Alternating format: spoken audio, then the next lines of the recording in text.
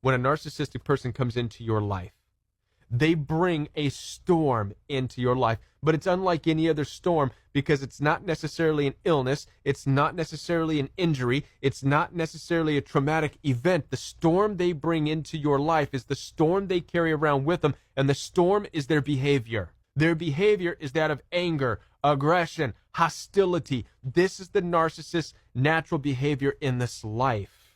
Now, you and I and people with empathy will recognize this behavior as a form of pain and suffering. And you're not wrong. It is a form of pain and suffering. People who walk around angry and violent and hostile can't feel good. They don't feel good.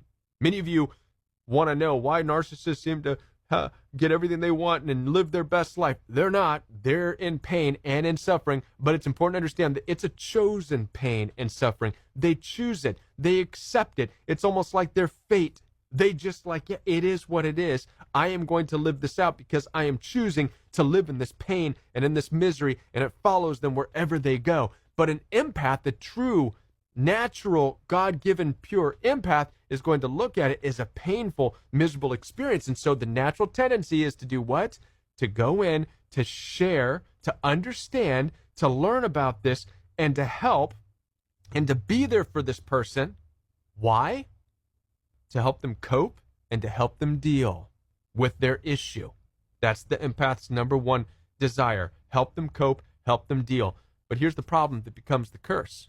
You see, a narcissistic person needs to have an alibi for their anger. See, part of their curse in this life of their misery and their anger and their frustration and this pain they walk around with is that it becomes strange and awkward even for them to walk around and say, I'm just angry. God just made me this way. I just hate everybody. It becomes awkward for them, so they need a patsy. They need an alibi. They need something to point at wherever they go to say, that's the reason I'm angry. You're the reason I'm angry. You are.